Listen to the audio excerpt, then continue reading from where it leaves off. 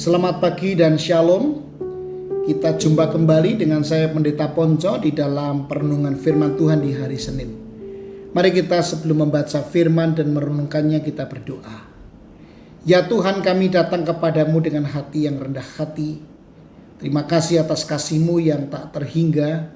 Saat kami akan merenungkan firman-Mu, kuatkanlah iman kami dan berikanlah pemahaman yang lebih dalam. Semoga firman-Mu menjadi sumber kekuatan dan semangat bagi kami sepanjang hari ini. Dalam Kristus kami berdoa. Amin. Firman Tuhan di Matius 5 ayat 3 mengatakan, "Berbahagialah orang yang miskin di hadapan Allah, karena merekalah yang empunya kerajaan sorga."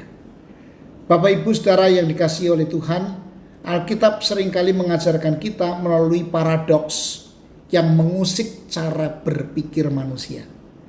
Salah satu paradoks ini adalah pernyataan Yesus bahwa kebahagiaan justru ditemukan dalam kemiskinan rohani, bukan kekayaan duniawi. Bapak Ibu Saudara yang dikasihi Tuhan, Yesus mengajarkan bahwa orang yang miskin secara rohani, yaitu yang menyadari keterbatasan dan ketergantungan pada Tuhan, adalah mereka yang diberkati. Mereka inilah yang memiliki kerajaan surga. Kemiskinan rohani berarti kita menyadari bahwa tanpa Tuhan kita tidak mampu berbuat apa-apa. Bapak Ibu Saudara yang dikasihi Tuhan, Yesus mengingatkan kita bahwa untuk dapat mengikuti Dia, kita harus menyangkal diri. Ini berarti kita harus berhenti bergantung pada kekuatan dan hikmat kita sendiri, tetapi sepenuhnya berserah kepada Tuhan.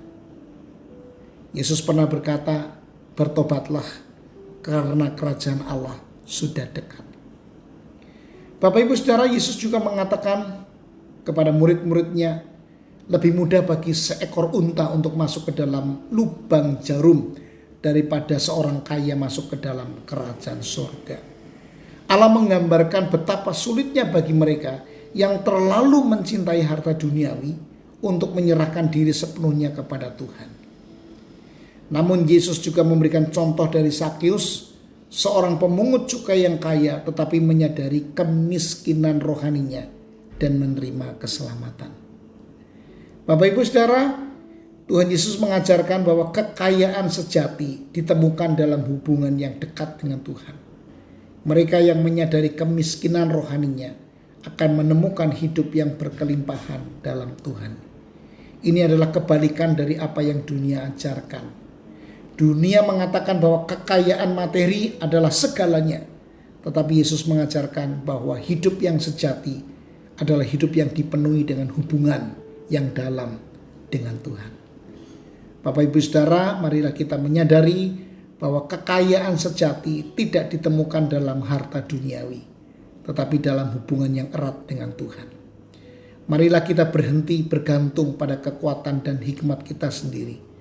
Sebaliknya, berserah sepenuhnya kepada Tuhan. Ketika kita menyadari kemiskinan rohani kita, Tuhan akan memenuhi hidup kita dengan berkat-Nya yang melimpah. Kiranya Tuhan memberkati kita. Mari kita berdoa. Ya Bapa, tolonglah kami, sadarkanlah kami bahwa kami sesungguhnya adalah orang-orang yang miskin secara rohani. Sehingga kami senantiasa ingin bergantung kepada Tuhan. Dengan bergantung kepada Tuhan, kami akan menjadi orang-orang yang kaya, yang berlimpah kasih karunia, yang hidup di dalam kepenuhan yang sejati. Tolonglah kami umat-Mu untuk membangun sebuah relasi yang dekat dengan-Mu, bukan membangun sebuah kehidupan berdasarkan materi.